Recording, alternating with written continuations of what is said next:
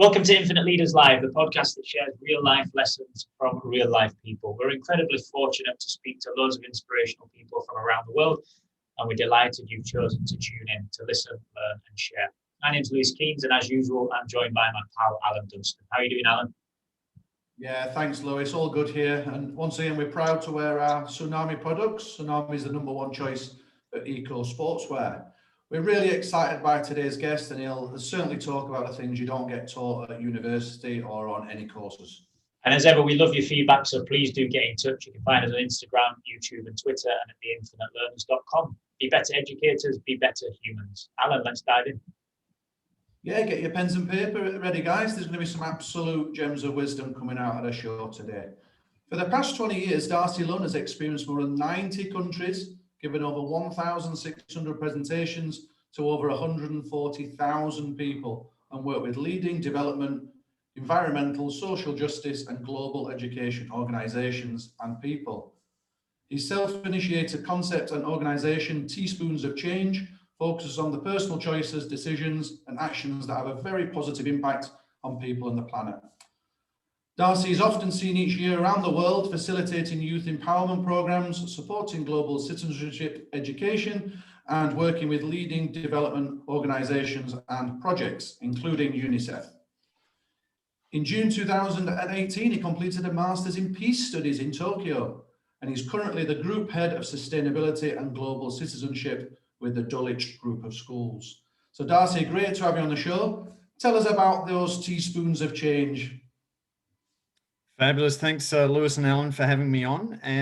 So Teaspoons of Change for me was, I'd just come out of working with UNICEF and Gates Foundation through polio eradication in 2015 in South Sudan and Uganda and a couple other places. And the polio story is pretty remarkable. You know, polio has gone from 350,000 cases in 1988 to just 32 cases in 2018. And it's bumped up just a little bit in the last couple of years with varying circumstances. But look, the way you eradicate polio is with 2 drops. So 2 drops of vaccine over and over and over again, billions of times over. And that's how we've almost eradicated polio from our world. And so what I took away from that is that our small but significant actions matter in the world. And so if we can just add up, you know, lots of people working together in their teaspoons of change, their small actions that have a positive impact, I believe that we can make a positive impact in the world. So in order to come up with that concept, I went for a walk. I walked 1,000 kilometers in Japan, which gives you a long time to think. And I came up with that concept of teaspoons of change because I really wanted to name those small actions that we feel are insignificant, give them a name, and also how they fit into a collective context like the UN Sustainable Development Goals. And 1,000 kilometers is a hell of a walk, Darcy, isn't it? Yeah, I ended up getting shin splints and had to get on a bike and ride the last 1,500. So yeah, it was. Top effort. Tell us how you got involved with this in the first place. You mentioned a few things there through your work with UNICEF and polio in Africa. Rewind for us, take us back to the start and tell us how you got involved with sustainability and with some of the projects that you're now taking on. Yeah, well, I kind of always say that my education started the day I finished university. I went out to go and climb mountains in Central Asia and Kyrgyzstan. And while I was there, I did a spot of volunteering at a local university in the eastern part of Kyrgyzstan. And that's where I learned about the world. So my peers who were other university teachers, I just graduated as a primary school Japanese teacher.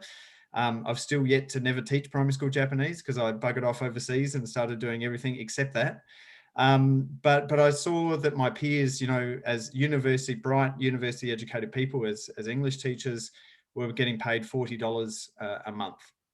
And so I learned a lot about resilience, resourcefulness, these sorts of things. And I just fell in love with volunteering and trying to work out how the world spins in unequal but different ways, and what I might be able to do to do that. So I did less mountain climbing, and for the last 20 years have been traveling pretty solid until a certain time around this time last year where the brakes were put on. But I just kept on following my nose, my interests, making sure that I didn't hate Mondays has kind of been a big mantra for me, and doing what I really wanted to, and making sure that it's trying to put something positive into the world and have fun along the way. And so that just led me from one thing to another to get involved in aid and development and education, and yeah, you know, just seeing what happens. I've got to ask, what's behind the making sure I don't hate Mondays? I understand the concept of it. Tell me some of the things you do that you've done in your life to try and get to that place. Yeah, it's an accidental mantra that I came up with only a couple of years ago when I saw a picture on the internet saying, "There's nothing wrong with Mondays. It's your job that sucks." And when I saw that picture, I realized for 20 years I hadn't hated Mondays. I thought, yeah, actually that's a pretty good way to live. And so I've actually given a TEDx talk around that, on, you know, why I love waking up on Monday. And I found a passion. I found a lifestyle of being a nomad and getting out in the world and learning things from various people. But also the big thing for me is just having that sense of purpose and trying to understand the world and be an effective global citizen, really is what it comes down to. And not just saying it because it sounds fancy or it's written up on a wall, but actually genuinely thinking about, what does it mean to be an active and effective global citizen? What can I do as one person? Yeah, can you explain that a little bit more, Darcy? What is an effective global citizen? We see it plastered all over international schools. What does it actually mean? So the step before we get to being an effective global citizen is, well, what the hell is a global citizen? And so for me, my favorite provocation is, are you a global citizen? And when we ask that question, you can't just answer off the IB curriculum. It has to be personal. Yeah, oh yes, I am a global citizen. Are you a global citizen? Yeah, I am. Okay, well, why? What makes you a global citizen? And then it's not the perfect answer, it's a personal answer. And so I love that as my starting point. All the presentations I've given, that's the leading question I go with. And so I'm not prescriptive. I don't tell people, right, you have to travel, you've got to learn languages, you've got to blah, blah, blah. It's just knowing that for me personally, it's just knowing that I'm one person of many in the world and my actions have impacts. If I know that, then yeah. Contextualize that for us. 90 countries, that's a hell of a lot. What would that be? Over 66% of the world, right? Yeah, about half according to the UN sovereign states, but yeah, something like that. I haven't quite cracked the half barrier, actually. Wow. So tell me what that means in terms of the countries that you've visited, the cultures that you've seen, and the sort of global citizens and the idea of that you've come across over the years. Yeah, well, it's funny. I mean, I think my global citizenship hasn't necessarily come from all those countries. I mean, that's helped and it's been a bonus. But really, it's that mindset and an attitude and habits to know that my actions matter. So if I don't use that plastic straw, then that's a teaspoon of change. That's the hard thing about change, is that we can't see it. So the straw that I don't use is the thing that matters. So again, this is why I try and put these names on things and come up with quips and ideas to try and contextualize it. But for me personally, yeah, it came from seeing how the world lives and breathes and the inequalities in the world, and just trying to put my finger, like I use this term that I borrowed from Richard Hames, who's a great futurist thinker, is effective acupuncture points. And so as one person, I can't go and save the whole world, but where will I put my little needle of, my little acupuncture needle, to at least just try and have something that has a nice flow and effect from that. And for me, it just happened to be giving presentations. I gave, crappy, terrible PowerPoint presentations in the 2000s, walking or riding my bike. And then it just became a vocation and stuck to it. And if you do it for long enough, you end up giving 1,600 presentations to lots of people. So, yeah. I imagine they're not crappy PowerPoint ones anymore. And you're speaking to two teachers who've delivered many a crappy PowerPoint presentation in our career. I can assure you exactly. that. We're professionals at crappy PowerPoint presentations, but they do get better, I hope. Tell me, I appreciate what you're saying, that you don't necessarily have to visit these countries to be able to appreciate the impact that you can make. And you can make a positive impact by doing one very deliberate act, if I'm understanding your acupuncture sort of analogy well. What did you learn from visiting those 90 countries? What sort of richness of experience did you have that allowed you to contextualize and obviously have a passion to do what you're doing? Yeah, that's a great question, because I grew up in rural South Australia, as you can maybe tell from my beautiful accent. But nice. as a sports loving kid, you know, dedicated to sports day and night, etc. So I grew up pretty conventionally. And so when I stepped out into the world, just all of those social norms, or the ones that I had been brought up with, completely got dissipated. And so to be able to see people living in different ways was my thirst. Like, I love just seeing, you know, we do so many things which are similar. We all want to be loved. We all want to care about our parents. We all want to, you know, some of those universal things. But there's so much difference and diversity and exciting stuff in all of that as well. And so once I had an eye for being in new places and meeting new people, I just decided to never stop, you know, to pinch my skin and get up and go for another day. But yeah, so what I had learned from that is just, there are so many different ways to live in the world, and we don't have to, you know, our blinkers don't have to be on the one that we were brought up with, but actually we can widen it out and say, well, there's no rules really in life on how I'm meant to live. And so once I got those shackles off my shoulders, I was able to free it up a bit and live the way that I wanted to, as opposed to the way that I should. Yeah, I love that. And obviously, Lewis and I have both traveled a bit, and we've lived overseas for a number of years now. But I came from an area of Sheffield where there's probably not many passports in the UK. You're the same in South Australia, but there are kids without passports that within the community. How can we bring global citizenship into those communities where they've got no aspiration to travel? They're in their community and that's it. That's it for them. What can we do in those areas?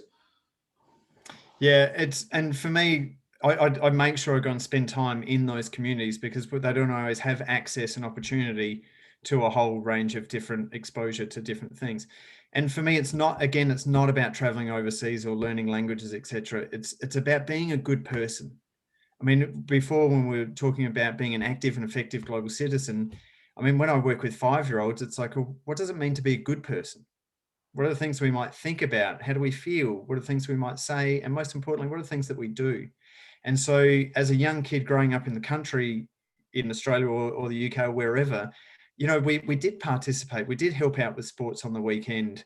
Your neighbour, you know, their cow got loose in the paddock next to yours, so you worked together to go and put it in there. Like, that stuff for me is just as much a global citizen as putting, you know, vaccine drops in a kid's mouth, because that's what we need. Is we all just have to pitch in our little teaspoons of change, and all of that is person by person, community by community, and help the world spin around in a more equal and opportunistic way.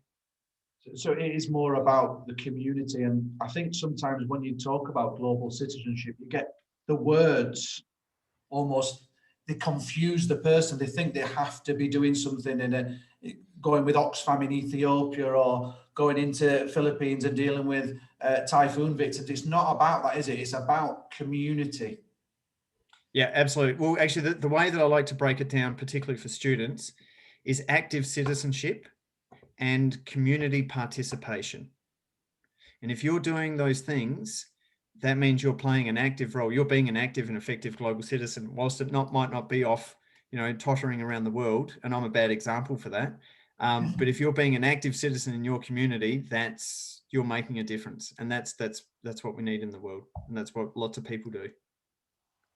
So how can we do that, Darcy? How can we provide structures for children to get involved in communities when they might not want to?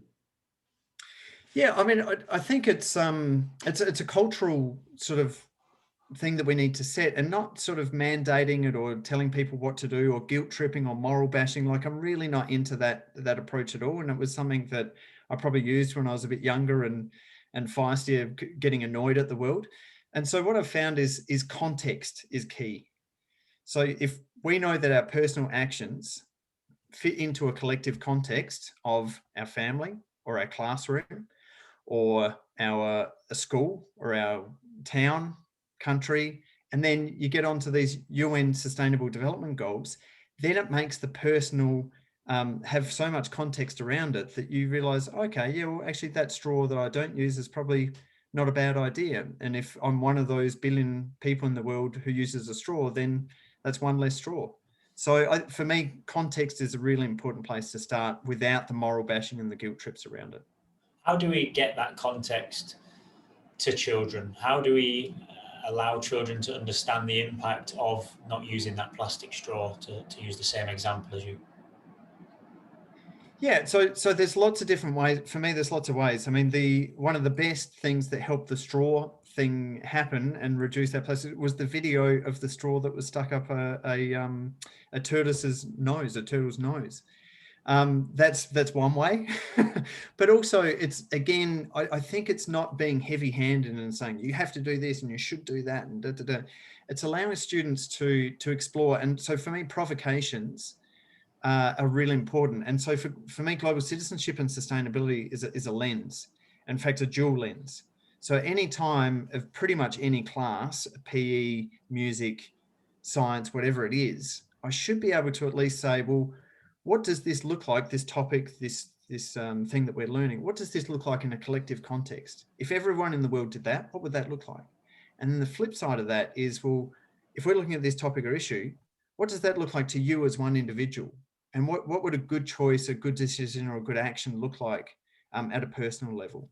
And so I like to, again, it's not about making sure you've got sustainability as a subject and it's about just throwing in those little, touching points for us to think about expanding our vision of what we're doing and retracting it back into that personal aspect as well. And that personal aspect, I think, is really important there. And I'm really glad you touched on that, just from that first point you made around the turtle. Excuse me. The turtle being affected by one single straw is one anecdotal story, fluke, anomaly. It could be, of course, we know it's not, but it could be. But it's that connection and that personal level that will bring it home for a child or an adult that sees something else suffering as a result of its actions. Can you speak to that a little bit, and how, as a global citizen, we want to try and prevent that? Yeah, and for some people it's that visual. For some people it's statistics. For some people it's a story. For others it could be, related to their culture or their family. So for me it's exposure to, not necessarily making sure you have heaps of content and have to keep on throwing it out there. But again, just throwing that lens into the ordinary and everyday. And for me, that's like sustainability and global citizenship. When you do it front on, can be really effective. And we probably should learn a bit more about the global goals and do some lessons and those sorts of things. That's great. But for me, it's also the saturation and touching points around that, where it can pop up in unusual places. So if we're doing, I do this a lot with sports and PE, is if we're playing a game of basketball, where did the basketball come from? What's it made from? Who made it? What about our uniforms? Is this a tsunami shirt and it's made from plastic bottles hanging? What the hell? How does that work? Who are the people that put it together? Where do they, have we heard of circular economies? Are we wearing something that a child's made that will never go to school? We shouldn't be doing that if we're learning PE at school. So, and again, it's not the moral bashing stuff. It's just the quizzing and the way to try and expand our brains. So we don't have to travel overseas, but we do need to travel in our brains to open those layers up. But they're the acupuncture points that you talk about, aren't they? The fact that as a child, well, I'm not going to use that straw because I saw the picture of the turtle and that's my own decision and I'm helping. I'm not going to buy that brand of sportswear because this is what I've seen and I've found out and I've researched. I'm not going to play with that kind of ball because that's not fair, because I know where it's come from. Are they the things that you're talking about as those small actions that are really going to add up and make the changes? They can be, but I do like the sort of student discovery mode of things as well, just questioning stuff. So it doesn't always have to come from us as educators or providing the content, but I think providing the culture around questioning, do my actions matter in the world, and how can I think about that? And then B, what impact do my actions have? And so this is where I use lots of little tools and things like help versus harm. So what are the things that I do that add a positive impact in the world, like helps, we might call those? And what are the things that I do that add harms into the world? And that's okay. Like, we're all going to add harms, especially international school students and teachers. We fly on planes usually quite a lot. But it's then that balance of like, how do we maximize our help and minimize our harm as much as possible? And so what I want students and teachers to think about is, well, what do those good choices, decisions, and actions look like? And how can I do more of them and more often? and just start at that level rather than having to be the guru that never uses a plastic straw or, lives off 3 things in the world. That doesn't get us anywhere. Perfectionism in global citizenship is terrible. Yeah, you just resonated completely with me with there, Darcy. When my daughter, we went to Borneo and we saw the orangutans there and the palm oil plantations that have sort of took over the beautiful jungle that's there. And she made a distinct decision then to not have any products that involve palm oil. And then obviously when she got in and realized she couldn't have certain peanut products and other things that contain palm oil, that then caused a moral dilemma, which was brilliant because it provoked that exactly what you've just talked about, that help and that harm and that do my actions matter and the impact of their actions. And it's just so good. Tell us a little bit then about how you go across your Dulwich Group of Schools and how you then use that role to really help bring across that message. Yeah, and I think you raise a good point that I'll just quickly chime in on and we don't want our younger students in particular, being freaked out when they see their parent using a piece of plastic or whatever. And so I like that help versus harm is that we can't be perfect, but let's try and do net positive gain as much as we can. And so take the pressure off the kids so that they're not going to flip out when they see a plastic straw, but reminding them, we do what we can when we can, as often as possible. And so then building upon that is the idea that teaspoons of change and these small actions multiplied by lots of people can and will create positive change. And so for me, that's really important. That it's hard to contextualize sometimes our personal actions, but it's also something that we can provocate and try and remind ourselves of, when it's appropriate. And I'm not sure if I quite got onto the second part of your question, if you can remind me. Yeah, it's just reminders of the things that you're doing at the Dulwich schools to really promote those aims and those ideas that you're putting across. Cool. Sorry. Yes. So I was really lucky last year when I was still working with Teaspoons of Change. I had the wonderful opportunity. So Dulwich has a group of 12 schools, 9 of them in China. Some of them are Chinese schools, bilingual Chinese schools, and a whole bunch of others. And so I had the opportunity to go and work as a global citizen in residence in each of the schools for about 2 weeks. COVID got in the way of that and I missed out on 3, but I did go to 9 of those 12 schools. And so I'm not going in there with a big agenda and, putting heaps of extra work on teachers' plates that are already full. What I hope to do is add these lenses so it can add value and enhance what they're already doing. And so some simple things that we would do is put up a set of global goals or the Good Life goals, which are a sort of a friendly adaptation of the global goals. So maybe check out the Good Life goals. And so you put them up in your classroom. And if you're doing a topic at some stage, you might look at, hey, are there any of these goals that fit into something that we're talking about today? Or the students will start to do that when they get used to doing that. Or you might throw a bit of a Teaspoons of Change display board up in the corner and think about, well, in this topic, what would be our Teaspoons of Change if we're looking at, in year 1, we worked on bees. So, okay, I'm probably not going to be a beekeeper tomorrow, but what choices can I take as a 5-year-old in Shanghai that helps support bees? But actually digging into that and working out what you can do as opposed to trying to be that perfect moral high ground person. So so it's great to have been across that. Now I have the role as the group head of sustainability and global citizenship.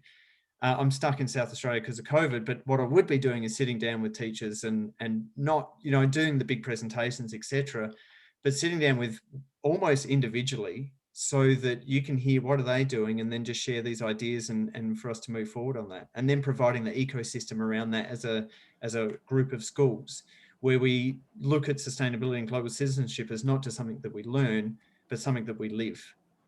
And then how that might manifest itself and have those kind of conversations. So how does that link then, Darcy, to this idea of having a sort of net positive life? I really like that idea of making your life net positive, whether it's sustainability. I think it's also directly transferable to your diet or relationships or the progress that you're making as a person or a professional. I think that's really nice. I'll take that away personally. But that net positive idea, how do you translate that to teachers? How do you translate that and make that real to the children? I know you've talked about these acupuncture points and doing things that the children are in control of and making those tiny sort of changes. How do you measure or see the impact of that? Yeah, it's a great question. And I suppose, first of all, it's just imagery. So I do actually have a set of scales that I throw up on my crappy PowerPoints that do show that, and actually get the students or teachers to list down, depending on your topic or what you might be focusing on, what are the helps that we're already doing, and try and recognize those. Because I think everyone sort of thinks they're starting from scratch when you're trying to do global citizenship and sustainability. But let's recognize what we're already doing. And then let's recognize what we're not doing or we're doing that is harmful. And again, it comes back to trying to maximize those helps and minimize those harms.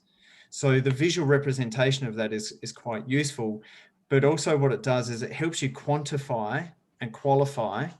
Not all teaspoons of change are equal. So reducing, having a bit more of a plant-based diet is probably going to be bigger than reducing a plastic straw. It doesn't mean that we don't use the plastic straw. It's then we start to get into the complexity, kind of the 201 version of global citizenship, of where we're looking at the depth and the impact of our teaspoons of change. So I think the help versus harm thing's a great place to start, but a terrible place to stop, and trying to build upon these concepts and ideas as we go along. You touched on it just there about aeroplanes. And you touched on it earlier. Sorry, you touched on it just there about diet, and you touched on earlier aeroplanes. And I know Harari, the author of *Sapiens* and a few other incredible books, talks a lot about those being the biggest impacts upon climate change and upon sustainability. Can you talk to us about that a little bit, and what your personal opinion is on diets and aeroplanes as such? I know aeroplanes are pretty much out of the question for the vast majority of us anyway, and that's massively affecting our diet, as is this lockdown situation. But can you speak to that for a few minutes? Yeah, and this is hard for me to speak to because it's the aeroplane in the room for me. I live in a self-sufficient tiny house. Unfortunately, tonight I'm at my mum's place because it's like 38 degrees and it does get too hot in there. But usually I'm, here in South Australia, I've got a little tiny house that's off the grid, built with as a community group, and solar and rainwater capture and compost salt, all that kind of stuff.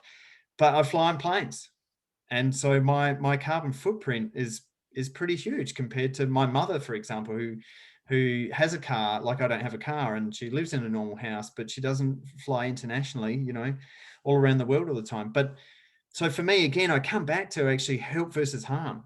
If I'm getting on that plane to go and have conversations around sustainability, teaspoons of change, global citizenship, it's hard to quantify exactly, but hopefully I'm doing it so that these conversations have a net positive impact.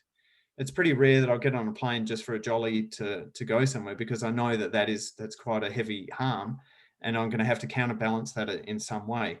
And it's not perfect science, and we do what we can. And I certainly fly less, and I offset my carbon footprint and But yeah, it's sort of at the end of the day, I do have to think about, well, what are the more significant choices, decisions, and actions I can take, and just do the research and find out. Drawdown for me is the number one place to go for looking at actions that help mitigate climate change. And there's your sort of palm oil moral dilemma, like Alan's daughter has, then, isn't it? And I really like how you speak so candidly around the fact that you're not perfect. You really want sustainability to be on people's agenda, but it isn't about trying to be a perfect citizen and live and breathe everything you're doing without fault, and then point the finger at people are. Because maybe I'm making assumptions or generalizing, but sometimes around sustainability there is a sort of preciousness of pointing the finger and of saying, well, you're not allowed to do that. That's bad for the environment. You shouldn't be doing this. Do you find that as well? And actually, the funny thing for me is I prefer to stay with hosts rather than hotels when I go and visit schools, which sort of freaks some people out. But then if I do go and stay with hosts, they're like super conscious of like, I've got, there's a water bottle in the fridge, and it's like, it's okay. I'm not the plastic police. I'm not going to like slap you in the face for, using a plastic water bottle. Anything's vegan. Yeah. And so, you know, I'm not going to be Captain Perfect. God, I know that much. Like, I haven't used a plastic bottle for 8 years, and that's been like, I've just somehow managed to form a thing around that, and I have all these little quirky things that I try and do as often as possible. But I don't want to be judged, so I'm not going to judge you. But collectively, and this is the thing, is we don't have to wear climate change on our individual shoulders, because we cannot combat climate change by ourselves as an individual. But what we can do is understand that collectively, if we make good choices, decisions, and actions as much as possible, that will have a net positive impact. So let's not focus on the moral dilemmas or the piece of plastic that you know your sister-in-law served you, or whatever it is. You know, let's focus on the bigger picture of those sort of net gains that we try and make as much as possible. I think coming back to that, Darcy, I mean, I know your role with Dulwich, you must have an impact then on uniform, on lighting, on all the different things that equal sustainability in those schools. Now, at this current time, there's a lot of cutbacks happening. There's a lot of teachers getting made redundant. What's your feelings about how you then have sustainability within these schools, but it might cost more, thus equaling redundancies over sustainability? Do you get where I'm coming from? Yeah. And I suppose for me, it's we do what we can when we can. It's there might not be one agenda that's perfect at that time, but what I really like is intention. And I think intention setting is really useful. And so I kind of use another catchphrase: attention to intention. And so if we're paying attention to the intentions that we're making and our ambitions, then that might not reach fruition today, but the conversation that we're having will help move the ball forward. And so a good example, especially with students who want solar panels, or, you know, the ones who are just like, right, let's get out and change the world. And it's like, that's cool. But I have a concept called teaspoons of time, is that the way that we create change isn't in that instant, or when we just ask someone. It's a longer process of conversations, building up information and data, and working through processes. And every rejection is still a step forward, because if we're not asking the question, then the answer is always no. And so if we ask the question, even if the answer is no, then someone's had to think about it somewhere. So in the climate of today, like you're saying, and there could be cutbacks and those sorts of things, it might not be the time to push the button full throttle. But we have to set intentions, and not just like, and so actually another quip that I use is making sure good intentions match good outcomes. And that's really hard to do, but it's good to have that lens on those intentions, set the intentions, have the lens on them. And at some stage, if you're not being accountable to those intentions, then you kind of are taking the piss of saying it or putting it up on your wall or whatever. So, you know, it can't just be something that we do or want to do. It has to be a part of who we are, that identity piece. And doing things in the right way. As much as possible. Yeah. There's a friend of ours, a mutual friend of all of ours, Andrew Chambers at Tsunami. And he has a great one that he's chatted to us about a lot of the time, mainly when we're trying to demand kit really quickly, and we want and we want it really cheap. And he says, listen, he says, I'll do you a deal. You can have cheap, fast, and good, but you can only have 2 of those 3 things at any one time. Which 2 do you want me to do for you? Yeah, exactly. And my feeling, sorry to sort of cut you off there, was is that, yeah, if we start to make those decisions, then they're not they become the normal way of seeing and doing things. And that's what I try to do, is create those social constructs, so that, you know, trying to buy something cheap and fast just isn't a viable option, because we can't do that, because we're a school and we don't want to be dressing our kids in clothing made by kids. So yeah, so at some stage we do have to set those intentions, set the bar, and make sure that we're feeding into them. And how important, Darcy, there is getting parent buy-in, because the kids will buy in because they've grown up in that, but their parents putting their hand in their pocket when they're getting charge, I don't know, $50 for a PE shirt, and they think, well, I can get that for $30, and it's from child labor. Sometimes the business side of that parent will want the cheaper product. How do we engage those guys? Yeah, and this isn't perfect and it's easy to say, but as context again is we have to build narratives around this and making sure that the reason we're doing this and the reason you have to fork out extra money is because this is a part of who we are. We can't, like, this is a part of our identity and our culture, our DNA. And so if we're not doing this, then what precedent are we setting for our kids? And we want to be supporting good people doing good things. And so this isn't just like 20, quite extra or whatever it is. This is an investment in making sure there are good systems and structures that we're honoring, that we want our kids to honor, and go out into the world and be a part of that. So, yeah. But it's still, at the end of the day, it's still $20 extra. So you have to kind of have that conversation and try and do your best around it. So, yeah. And you're right. It comes back to that vision. If you probably look on every vision of top international schools across the world, it will mention the sustainability word. And if you're living and breathing it, that's fantastic. If you're going around and then choosing a cheaper product or one that's been in child labor, you're not actually living by that, are you? No, exactly. And it's making sure that those good intentions match good outcomes and that value proposition. So the reason that we would want to partner with a Tsunami and an ethical group is because they share our values. Yeah. Rather than this is the cheapest person that we're going to go with. Yeah. And those values and the way you do things are so important, aren't they? Darcy, we're going to start to wrap it up and move you into some of our quick fire questions. I'm conscious just before we do that, is there any advice other than the sort, obviously you've gone through a lot of concepts through what you've talked about so far with the acupuncture points and the net positives. They're two really cool takeaways. Is there anything that's really practical that our listeners can do now or tomorrow to start to make some kind of difference? Yeah, I think for me, it's those two lenses of the individual and the collective. And so this is why I love the Sustainable Development Goals. I mean, they're a little bit neo-colonial, neoliberal, and they're not ideal, but they are agreed upon by all of our countries in the world.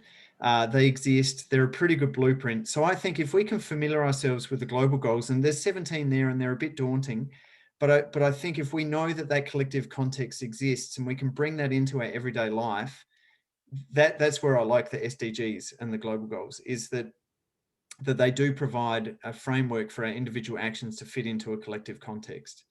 So I think the more familiar we become with that grand collective context, then I just think it just adds more to our individual choices, decisions, and actions.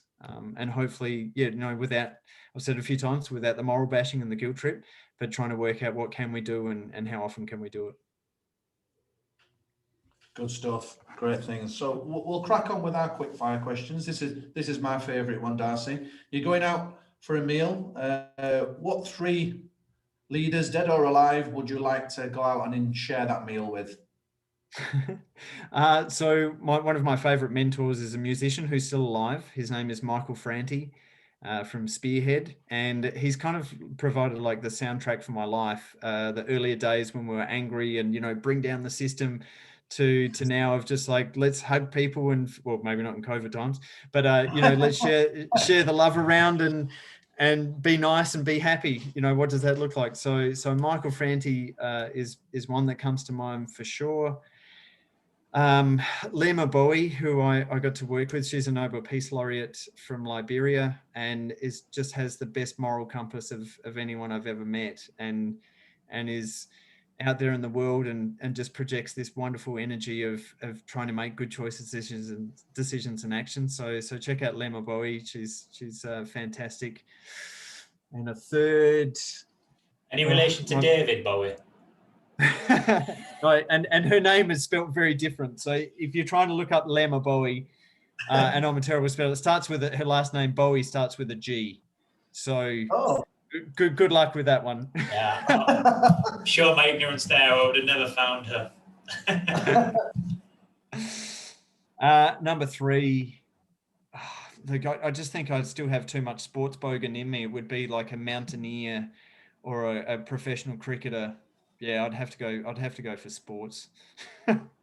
Yeah, there's a great guy on there, the High Performance podcast with Jake Humphrey and Damien Hughes, who's climbed 14 of the highest peaks. He's done it in 7 months and not 7 years. It was like incredible. Nims he's called.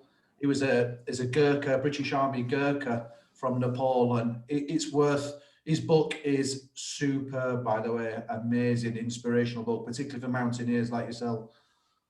Well, I'll bring him to dinner as my third guest. Perfect. Oh, brilliant. I'll put it down. If you could broadcast a message to everybody in the world, Darcy, and share one sentence or one short statement, what would you say? Well, I've already said it, but I'll say it again. Small actions multiplied by lots of people equals big change. And I suppose on a personal front, the kind of waking up on Monday idea is that we can't have everything in the world. I've buggered it up now.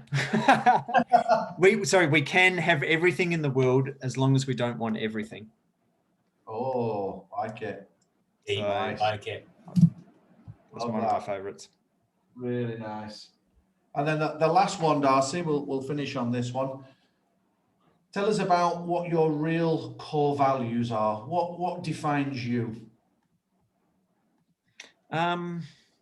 Values I always struggle with a bit more than virtues. I kind of like virtues, but so for me, virtues so virtues for me is sort of the lived out part of values, and I don't know. I suppose my values and virtues are around humanity and humility. So I think that a combination of humility and humanity for me has worked beautifully. So pretend that I don't know anything about the world, or I don't have to pretend too hard to do that. Have the humility so I can listen and have reciprocity with other people, and then share, connect with that person on a humanitarian level, and that provides a lot of gold in my life. Yeah. That's really nice. Cool. Really nice. Another mantra to take away to live to. There's a few of those through this. There's lots of different takeaways for our listeners, and certainly some that I know I'll take away. Just before we finish, Darcy, can you tell us where our listeners can learn more about you, or share some of the work or some of the social media handles you have? Sure. I mean, on the Teaspoons of Change front, that's all pretty self-explanatory. The website's okay. I mean, I'm not giving Teaspoons of Change presentations around the world to schools at the moment. I actually do have a job, a real job at the moment. But yeah, you'll find Teaspoons of Change on Facebook. Twitter, I'm a bit slack. LinkedIn, just through my name, Darcy Lunn. I'm usually putting up some content up there, so people might want to check that out. And then with Dulwich, we're sort of still building a whole bunch of stuff, but we're planning on some pretty big waves in the sustainability and global citizenship space at Dulwich. So keep an eye on the Dulwich LinkedIn pages as well over time. Yeah, we will do, and we wish you the best of luck on that journey, Darcy.